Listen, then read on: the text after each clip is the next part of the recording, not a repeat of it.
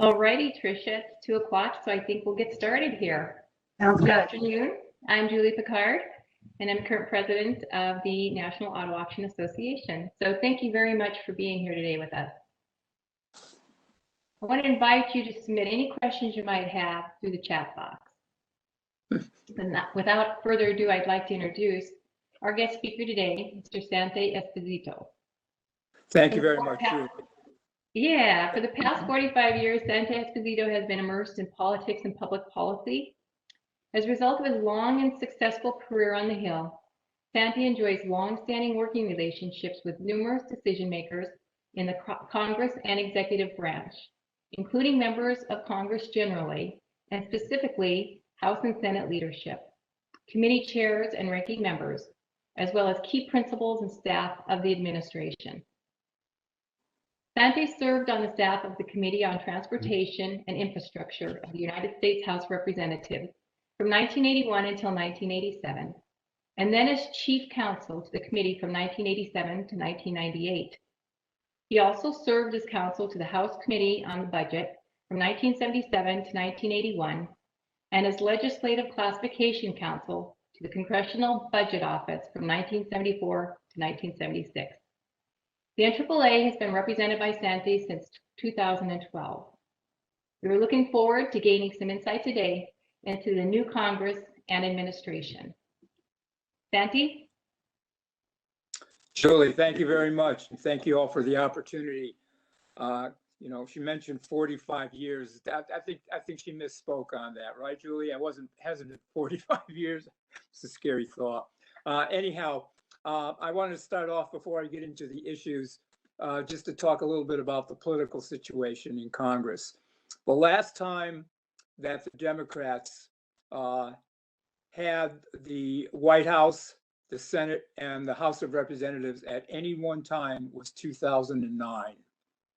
And between 2009 until this year, the Republicans either had a majority in the House and or a majority in the Senate and or had the White House. And the reason why that's important to the association is because the Republicans have been our allies.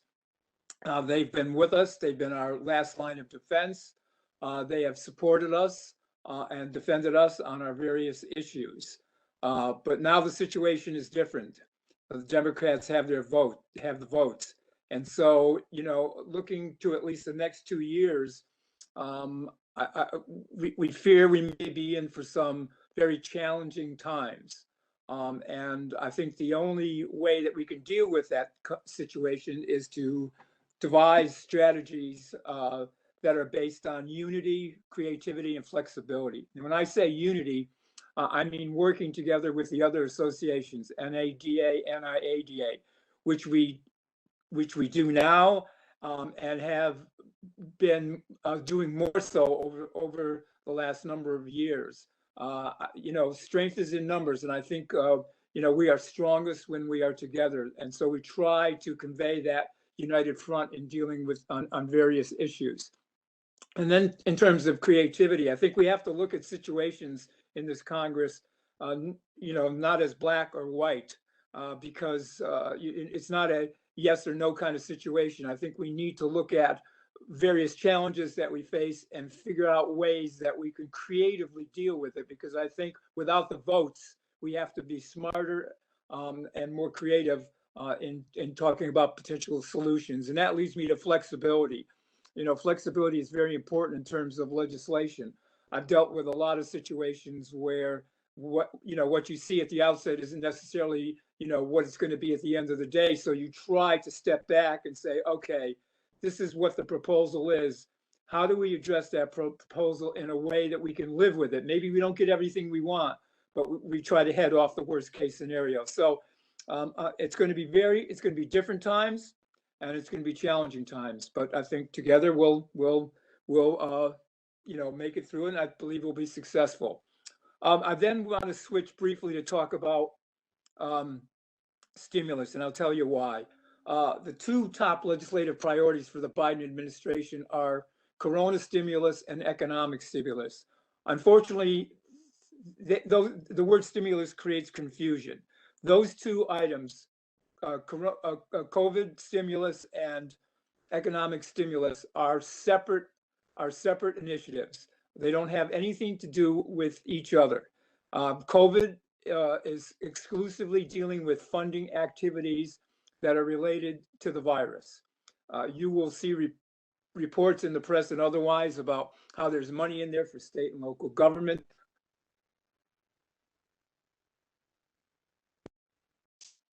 Did that mess this up now? Oh, there we go.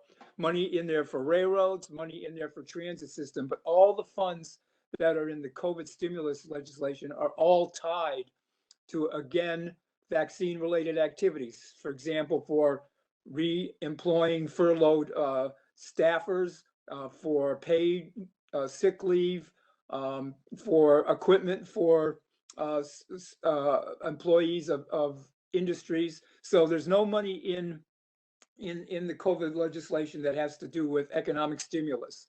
And that bill is going to pass the House on Friday and then be considered by the Senate. The goal is to get that enacted into law by March 15th. Obviously, there are other issues in that bill which are of interest to the association, because there are a lot of provisions in there that are related to businesses, small and large businesses, loans, forgiveness of loans. There's unemployment compensation issue. There's the minimum wage issue. There's employee liability protection issues. So all of those are important to small and large businesses. Why the infrastructure initiative is important to the coalition. And again, the plan is to jump right from COVID to infrastructure, is because that's one of the vehicles that we will be monitoring to see whether or not anybody tries to put anything in there that affects the industry. That's a bill that's going to be considered in part by the two commerce committees because they have jurisdiction over various aspects of infrastructure. They have jurisdiction over rail, they have jurisdiction over trucking, and they have jurisdiction over Nitsa, and they have jurisdiction over motor vehicle safety in general. So we're going to watch that very carefully, and all indications are that the leadership is going to be very aggressive on trying to push that legislation through. The president, during the campaign, came out with a $2 trillion proposal on infrastructure. On February 5, he met with the House committee chairs to talk about COVID, and they ended up talking about infrastructure. And on February 11th, he met with the Senate leadership to talk about infrastructure. And that February 11th meeting was the day after the president talked to the Chinese leadership. And as a result of that phone call, in the February 11th meeting, all reports were that the president was very adamant on wanting to push a very vigorous, multifaceted infrastructure bill in order to ensure that the U.S. stay competitive with in the world economy. So we're going to be watching that bill. One of the concerns we have, most of the committees have organized now. Our focus has been on the two commerce committees, primarily the subcommittee dealing with consumer protection issue. In the House, it's pretty clear that that subcommittee would have jurisdiction over those kinds of issues. And Congresswoman Janet Schakowsky from Illinois is the subcommittee chair. She has been a strong proponent of the recall issue. Except for last Congress, she introduced legislation dealing with that issue, the companion bill to the Blumenthal bill. We even on one occasion met with her staff on that and tried to explain to the staff the distinction between the various aspects of the industry and how the auction should not be subject to the same prohibition requirement on recalls that franchise or used car dealers might be. And her staff just wouldn't hear it from us. They made the argument that there should be protection all the way through the chain of command with respect to a vehicle. On the Senate side, an interesting situation, because the Consumer Protection Subcommittee will be chaired by Senator Blumenthal, obviously the author of this whole issue. But last Congress, for the first time, the jurisdiction over motor vehicle issues was moved from the Consumer Protection Subcommittee to the Surface Transportation Subcommittee. I checked with the committee today. They say that they think that's going to stay the same. If it does, that's good for us because it moves us away from Blumenthal, and the chair of the Surface Transportation Subcommittee over there is Gary Peters from Michigan, so Michigan cars, et cetera. And the ranking Republican is Deb Fisher, and Deb Fisher is one who the association has contributed to financially in the past with NIADA. So we'll have to see what happens on that. And the other piece of legislation that we're going to track are the highway bill. Last year, the House Democrats passed a mega infrastructure bill, HR2. Didn't go anywhere. The Senate wouldn't take it up, but it included 5 years of the highway program, a $500 billion proposal. Because the Senate didn't take it up, the highway program, which was going to expire last year, had to be extended, and they only extended it for 1 year. So they have to deal with it this time around. It's not clear whether it will move separately or as part of the infrastructure bill. Some people regard it as the engine that will drive the infrastructure train. I'm not sure, but either way, the highway bill also is something that is shared jurisdictionally with the two commerce committees. And so that would be another opportunity for them to try to do something on an issue that affects the industry. That's the second of the mega infrastructure bills that we're following. Infrastructure is one, and then highways is the second one. The third one would be the FY22 Transportation Appropriations Bill. Blumenthal has tried that once, at least in the past, not recently. But again, transportation is transportation, and something having to do with the motor vehicles would certainly be germane to that bill. So we're in the process of, again, at this point in time, monitoring work on the highway bill. We know that the Transportation and Infrastructure Committee is in the process of drafting it. They get the first crack at it, and then it gets referred to other committees. Commerce would be one of them. And we're also tracking what various committees are doing on infrastructure, and we know that committees like Transportation, the Energy and Commerce Committee, Ways and Means Committee are putting together their portion of what would be an infrastructure bill. In HR2, we didn't see anything on motor vehicles, nothing on motor vehicles. The Democrats say they're using that as a starting point for the new bill this year. So we'll have to see what happens. But when things become more serious, which as far as the Senate was concerned, was not the case last year, things could change and other issues could be made part of that bill that weren't part of it last year. And then obviously, separate bills might move on their own. So we're going to have to watch those as they are introduced and see what their progress is. But now turning to specific issues, obviously the number one priority is recalls.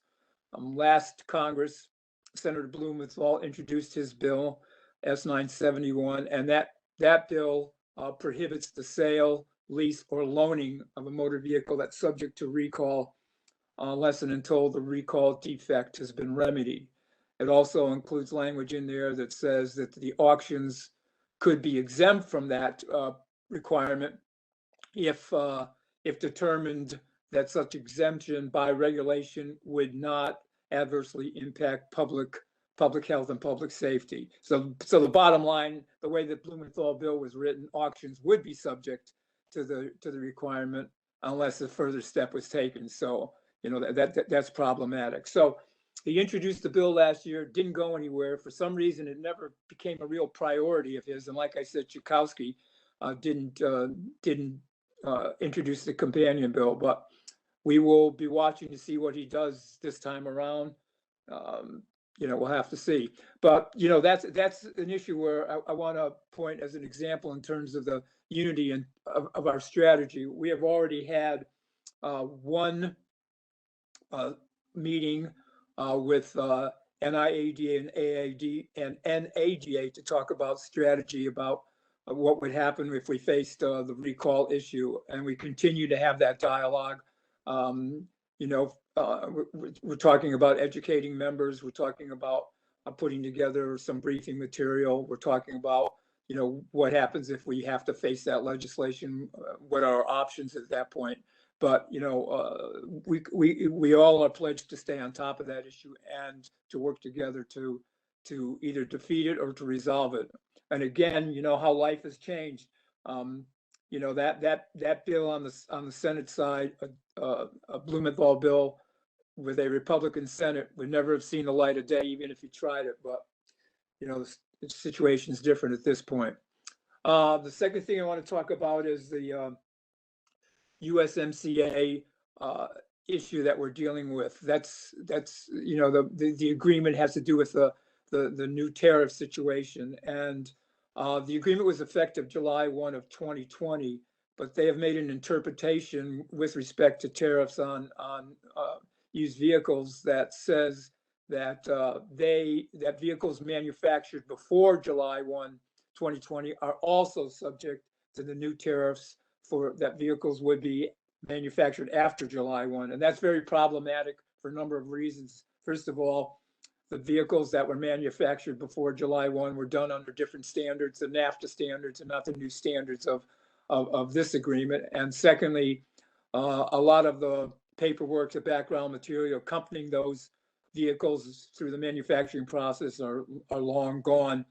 And so the effect of it, and you all feel it directly, is that it's had an adverse effect on imports, and it's caused the increase in pricing in used cars, which trickles down to the consumers. And so again, this is a collaborative effort working with NADA and NIADA to reach out to the administration, primarily the Office of the Trade Representative, and try to impress upon them how onerous this kind of interpretation is, and have them rethink the situation. We've worked together with them on providing briefing materials to the office, putting together letters. Tomorrow, the new incoming head of the Office of Trade Rep, tomorrow is her confirmation hearing. We've been working with the other associations on getting a question or two for the record presented to her on this issue. And once she is on board and the dust settles, then we're going to talk further about where we go from here. So that's an important issue, but we're working together on that. A third issue I want to mention to you is what's called the FAIR Act, F-A-I-R. It's a bill that passed the House last year on a partisan basis. It was never taken up in the Senate. Again, the Republicans blocked it. It's a bill which prohibits pre-dispute arbitration agreements from being valid or enforceable if they require arbitration on consumer issues.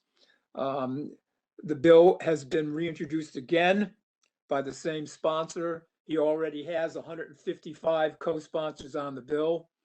And so I fully expect it's going to pass the House, and we'll have to, fight the fight in the Senate at that point and see what happens. Debt collection bills. Last Congress, a number of these bills came out of the House Financial Services Committee. That's a committee chaired by Congresswoman Maxine Waters out of California. If you know anything about the Congresswoman, you know that she is a very, very liberal Democrat. And a lot of these bills have significant adverse effects on how small business loan activities would be handled. Only one of them passed the House. It had to do with the military, and so it was basically good legislation, but it never was picked up by the Senate. But all the other bills were reported out of committee, but never went to the floor. But I fully expect that if she tried it last Congress, she's going to try it again this time with the votes. Another issue that we're following is the Nitsa recall notification grant program.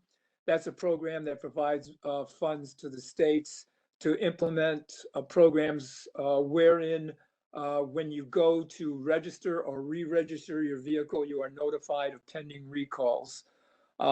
It's a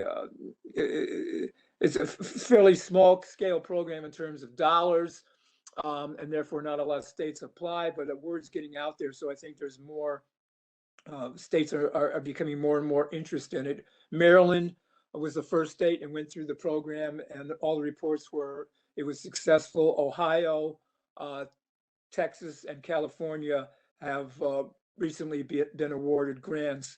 We're very much supportive. Association is very much supportive of the program. We see this as a way to minimize the possibility of any federal legislation on the recall issue. If we can get more states behind doing this, and then it works, then the pressure we think is lessened in terms of federal legislation.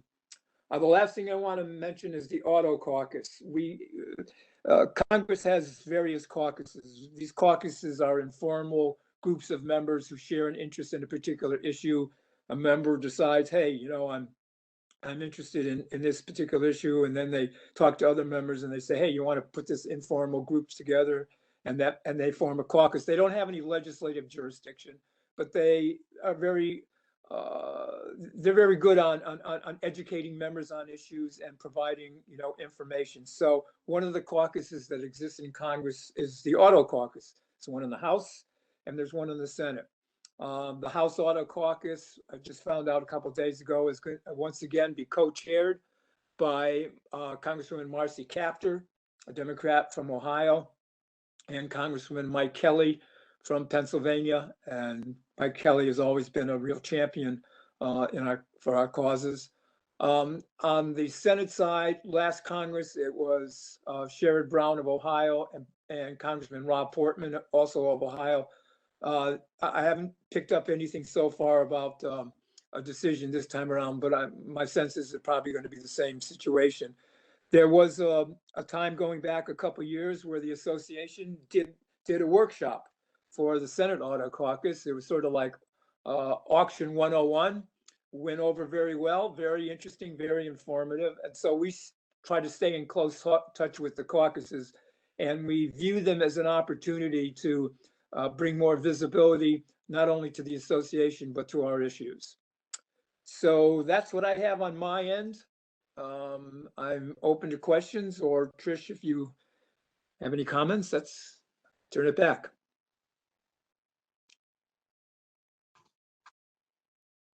All right, thank you very much, Sante. I invite everyone at this time to enter any questions they have for Sante through the chat box.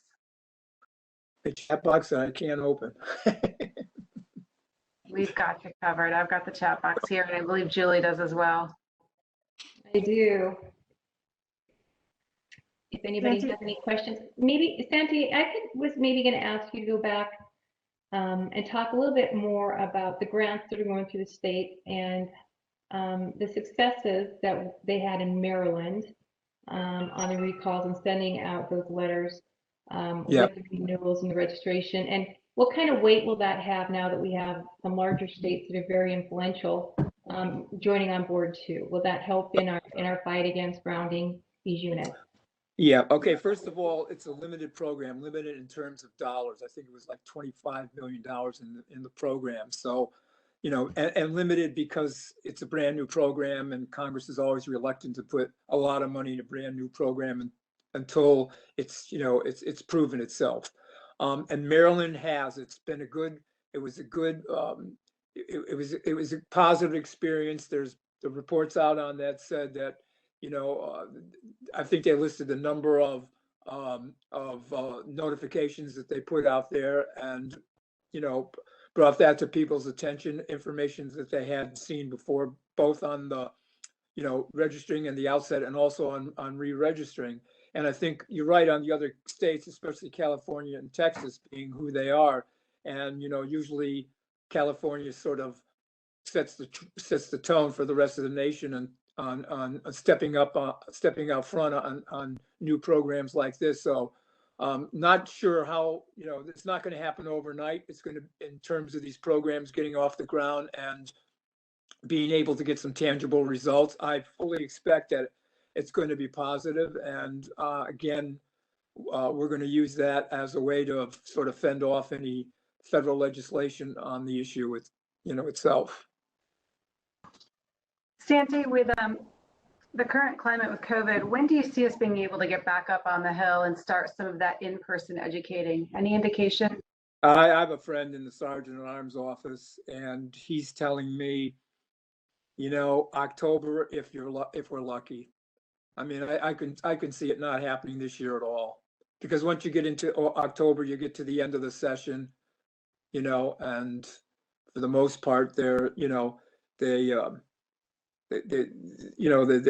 they try to recess not too long after that. So I don't know if there would be any reason to get up there. So I'm not too optimistic about it. Are you seeing PACs? The offices now, I mean, nobody's, no one's there, it's hit or miss. You call the offices, and in most cases you get a recording saying they're not up, they're operating out of their homes or whatever. And it's like a ghost town up there. And it's also talk about keeping the current security apparatus up there for a long time. And if you've been there, and I was up there about a week ago for another reason, it's like a fort, it's a shame, but it's what we're dealing with. Are you seeing many PACs participate in virtual fundraising events? Has that taken hold as a strategy? Yeah, I see that. We get invites to these things every once in a while. I mean, it's the only way of doing it, right? I mean, and it's just starting up because Congress is really just, starting up itself. But yeah, those events are happening, but everything is virtual. No one's coming to town for anything, conventions or conferences or anything. Nothing's happening in the spring, and I don't see anything scheduled. So it's frustrating. It's frustrating though, I mean, it's like the face-to-face, obviously you can't walk the halls, you can't schedule things with meetings. You can get on the, you can try to do things by email or by Zoom, but then you always feel you're intruding on someone who's sitting in their house, So Sante, things are already you can be very slow on the Hill, so to speak, et cetera. How much is this going to slow due to the situation of COVID, et cetera, and people not being able to be there? In your opinion, how much has this slowed the decision-making process down, or how much will it continue to slow the making process down? What I think is going to slow down is the number of bills that go to the floor, for consideration on the floor, because I think you're going to see this trickle-down effect that committees are not going to be able to do things as in the normal course, so they're not going to be able to have hearings. It's always going to be, more difficult than usual to have hearings, and then to have markups, and then to write reports and to share information. And then you have to go through the whole amendment process and all that stuff. And then you go to the floor, and then the rules. So I see that process slowing down. But on the major issues, on the things that the president wants, priority issues, and the leadership wants, I think they're in a position to get things done faster, because they can call the shots. Whereas in the past, it wasn't necessarily, they didn't necessarily have the same kind of flexibility and the ability to do that more, interacting with other members and whatnot. But they have the ability to do that. So I think your priority pack, immigration reform, COVID, infrastructure, appropriations, those kinds of things, I think those will move. Other smaller things, like, for example, I can't imagine a Blumenthal bill on recall, even if he gets it out of committee. I can't imagine that working its way through the process in and of itself. You're just not going to get it's a question of floor time and everything else.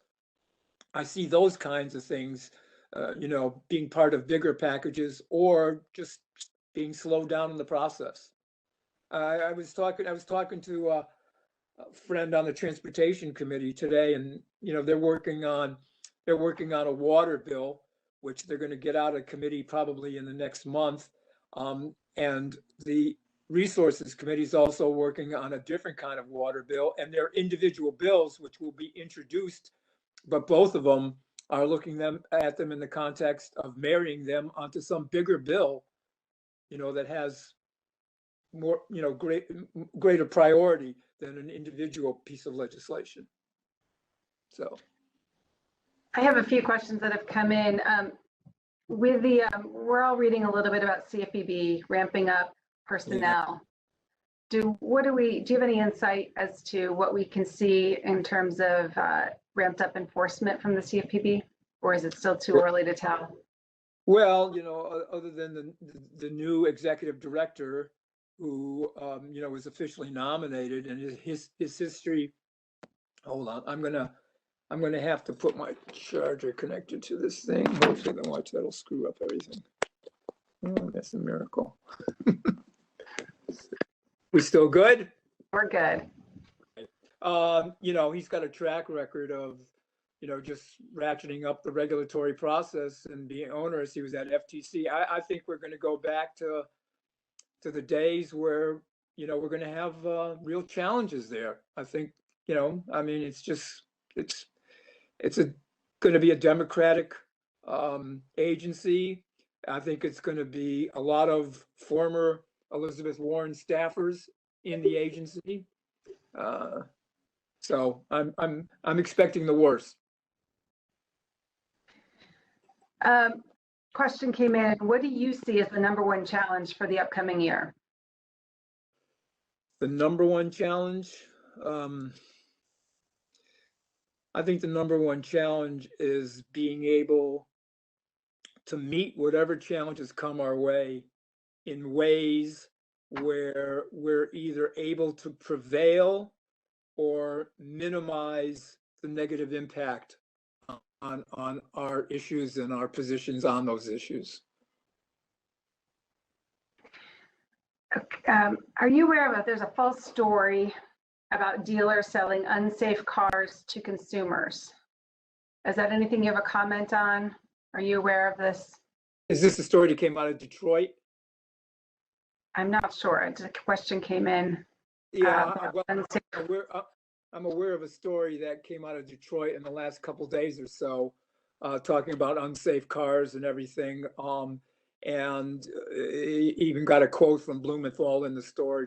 He said about his bill would solve the problem, and different consumer advocates also commented. It's the usual thing about pointing to all these, incidences, whatever, and trying to make the case that, the whole system is flawed. So again, I know the consumer groups because when I was on the transportation committee, and I worked on the Democratic side of the transportation committee, these were folks that would always come and tell me about their stories. I'm going to put this in quotation marks, but I got to tell you, they quote unquote hate the industry. They do.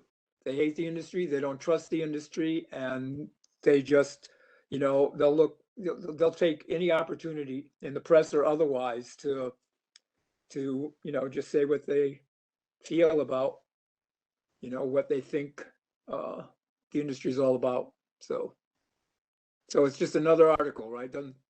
We've seen them before. Makes sense. My reaction to the article was not to respond to it, not to make any comment. Not primarily for two reasons. #1, you can't win again with these consumer groups. But #2, I don't think we should comment because I don't want Blumenthal to see a reaction that sets him off, and and then he decides he's going to introduce his bill. So.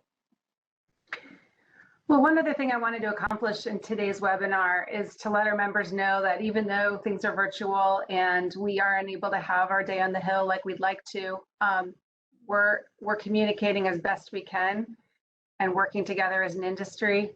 Mm-hmm. And you're certainly out there advocating for the industry daily and making the contacts with the new staffers. Can you just speak to that for a moment? Yeah, there's a lot of change on the Senate side in staff. So I'm focusing on the committees that we deal with mostly, to try to see who are the people there. I'm also reaching out to the administration. I know a lot of the Biden people coming into the administration. So, I've made contact with them just to let them know that I represent the association and that we are a resource. And if any issue comes up, don't hesitate to call. It's all advocacy is a lot have to do with building relationships, and that's what we do. The unfortunate thing is, we're limited into how we can do that. I would prefer to stop in and see folks, but we have to do it this way. So, that's what we do. Well, I only have one other message, and it's not a question, but it was a message to make sure to let you know how much we appreciate all you've done for the industry. Well, I appreciate the opportunity, and I got to say, I've seen the association grow in the years that I've, doing advocacy work. And I think, obviously, Trish, you can relate to that as well. I mean, there was a time when the only kid on the block was NADA, the only kid on the block. And so when we sort of reached out to them in the beginning and, call them up, send emails, say, what about this issue? We feel this way about it. It was like, what the hell's going on? There was reluctance there. Okay. There was reluctance there, but now I think there's mutual respect. I have no doubt there is mutual respect between all three of the associations. We talk to one another. We strategize with one another. We decide on implementation of strategy, and it's been very, very effective. I mean, together, like I said, we are a strong political force to be reckoned with on the Hill. And I think that the association should be proud of having accomplished that, which is, is something that is to your all's credit. Julie, would you like to close us out? Sure. Thanks, Tricia. I just want to thank everybody for joining today. We had a nice group. I think it was up to 26 people at one time. So thank you very much for joining. Sante, I think Trish said it best. We rely on you heavily for a lot of this great information that you have. You're such a great partner with us. So we really appreciate that and taking time out of your day to spend with us and the group. So thank you very much for all you do. And Thank to you. everybody on the call, take care, stay healthy, and thank you very much for joining us today. Bye-bye.